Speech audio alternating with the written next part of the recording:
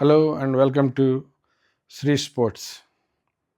ఈ నెల 11వ తారీఖు నుంచి సౌత్ ఆఫ్రికాతో జరగబోయే 3 మ్యాచ్ల వన్డే సిరీస్ కోసం బీసీసీఐ 15 మంది సభ్యులతో కూడిన జట్టుని ప్రకటించింది.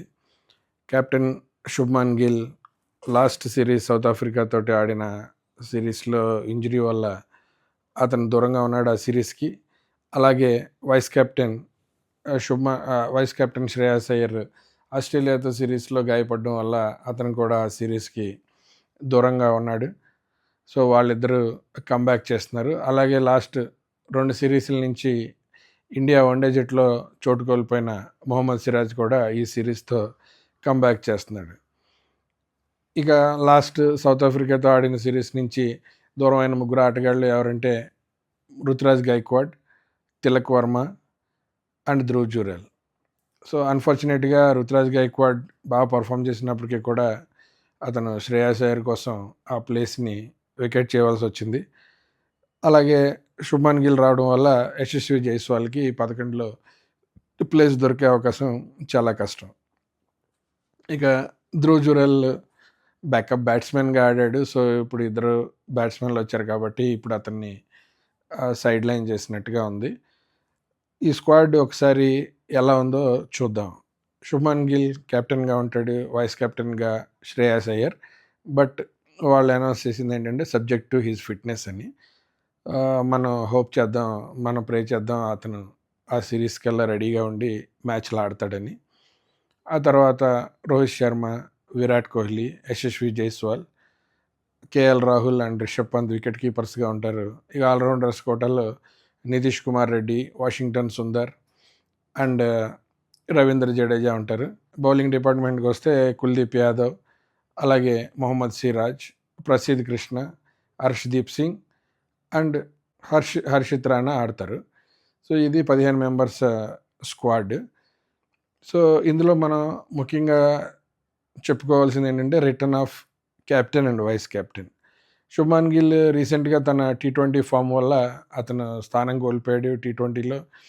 సో దాంతో అతను ఖచ్చితంగా ఎలా అయినా సరే తన టాలెంట్ ప్రూవ్ చేసుకోవాలి, తన కెపాసిటీ ప్రూవ్ చేసుకోవాలని పట్టుదలతో ఉంటాడు. కాబట్టి ఈ సిరీస్ చాలా ప్రెస్టీజియస్గా తీసుకునే అవకాశం ఉంది. అందులోని అతని క్యాప్టెన్సీ మీద కూడా డౌట్లు ఎక్స్ప్రెస్ చేస్తున్నారు కాబట్టి అతను ఇది కొద్దిగా సీరియస్గా తీసుకునే అవకాశం ఉంది. అలాగే వైస్ కెప్టెన్ శ్రేయాస్ అయ్యర్ కూడా T20లో ప్లేస్ ఉండట్లేదు, అతనికి టెస్ట్లో ప్లేస్ ఉండట్లేదు. రోహిత్ శర్మ, కోహ్లీ లాగా అతను కూడా ఓన్లీ వన్డే ఫార్మాట్లో ఒక్క దాంట్లోనే అవకాశాలు ఇస్తున్నారు. కాబట్టి అతనికి కూడా ఇది ప్రూవ్ చేసుకోవాల్సిన అవసరం ఎంతైనా ఉంది. ఈరోజు న్యూస్ ప్రకారం తను COEలో సెంటర్ ఆఫ్ ఎక్సలెన్స్లో ఒక ప్రాక్టీస్ మ్యాచ్ ఆడాడు, సిమ్యులేషన్ ఆడాడు, బ్యాటింగ్ చేశాడు, ఫీల్డింగ్ చేశాడు. సో హీఈస్ ఫిట్ అండ్ 6వ తారీఖు నుంచి అతను ముంబైకి విజయ్ హజారాలో రిప్రజెంట్ చేసే అవకాశం ఉంది.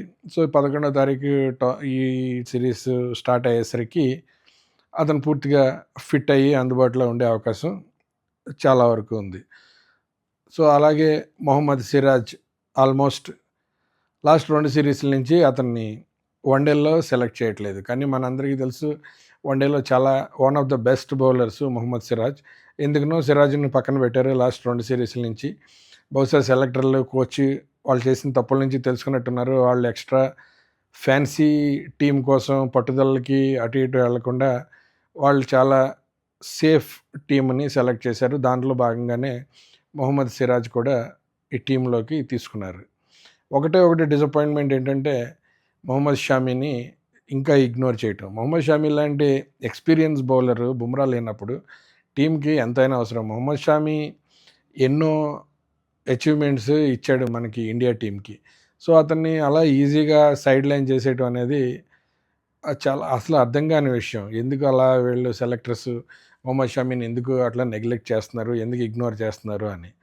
అలాగే అందరూ అనుకున్నది ఏంటంటే బహుశా ఒకవేళ పంత్కి, గంభీర్కి కాస్త డిఫరెన్సెస్ ఉన్నట్టుగా వార్తలు రావడం వల్ల పంత్ని టీంలోంచి డ్రాప్ చేసే అవకాశం ఉంటుంది అని. కానీ వాళ్ళు అలా దాన్ని కూడా పట్టుదలకు పోయినట్టుగా లేదు. సో వాళ్ళు పంత్ని టీంలో రిటైన్ చేశారు వన్డే స్క్వాడ్లో. ధ్రువ్ జురెల్ బాగానే పర్ఫామ్ చేసినా కూడా ధ్రువ్ జురెల్, దేవదత్ పడిక్కల్ రుతురాజ్ గైక్వాడ్ వాళ్ళు విజయ్ హజారేలో కన్సిస్టెంట్గా రన్స్ చేస్తున్నారు, సర్ఫరాజ్ ఖాన్ వీళ్ళందరూ. కానీ అవకాశం కూడా ఉండాలి. ఇప్పుడు శ్రేయాస్ అయ్యర్ వెనక్కి వచ్చాడంటే ఖచ్చితంగా Shreyas Iyer will be the first priority. Yashasvi జైస్వాల్ని బ్యాకప్ ఓపెనర్గా టీంలో ఉంచారు. యశస్వి జైస్వాల్ కూడా లాస్ట్ ఆడిన వన్డే మ్యాచ్లో అతను సెంచరీ కొట్టాడు. సో దానివల్ల యశస్వి జైస్వాల్ తన ప్లేస్ని నిలుపుకోగలిగాడు. అలాగే ఆల్రౌండర్స్ మెయిన్ ఎవరిని ఆడిస్తారు, ఒకవేళ ఫాస్ట్ బౌలర్స్ ఎవరన్నా కూర్చోబెట్టి నితీష్ కుమార్ రెడ్డిని ఆడిస్తారా? నితీష్ కుమార్ రెడ్డిని ఆడిస్తే ఒకటే ప్రాబ్లం ఏంటంటే టీంలో అతని యూటిలైజేషన్ 2-3 ఓవర్లు వేసి అతను నెంబర్ 8లో బ్యాటింగ్ చేసే కన్నా ఎవరైనా ప్యూర్ బ్యాట్స్మెన్ని 11లో పెట్టుకుంటే అది ఉపయోగపడుతుంది. వాషింగ్టన్ సుందర్ స్పిన్ వికెట్ అయితే వాషింగ్టన్ సుందర్ని ఆడించే అవకాశం ఉంది. ఎందుకంటే మెయిన్ బౌలింగ్లో చూసుకుంటే స్పిన్ బౌలింగ్కి ఓన్లీ 3 ఆప్షన్స్ ఉన్నాయి. 1 కుల్దీప్ యాదవ్, 2 రవీంద్ర జడేజా, 3వది వాషింగ్టన్ సుందర్. సో రవీంద్ర జడేజా డెఫినెట్గా better bowler than Washington Sundar.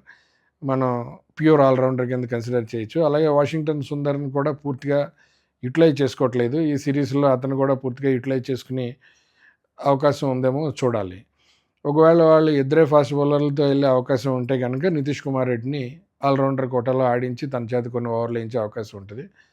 So at least last year in the sense డిసెంబర్లో జరిగిన వన్డే సిరీస్లో ఇన్ఎక్స్పీరియన్స్డ్ పేస్ అటాక్తో వెళ్ళారు హర్షిత్ రాణా, హర్షదీప్ సింగ్ అండ్ ప్రసిద్ధ్ కృష్ణ. అట్లీస్ట్ ఇప్పుడు ఏంటంటే మొహమ్మద్ సిరాజ్ టీంలోకి రావడం వల్ల అట్లీస్ట్ కాస్త ఎక్స్పీరియన్స్ ఉంటుంది ఫాస్ట్ బౌలింగ్లో కూడా.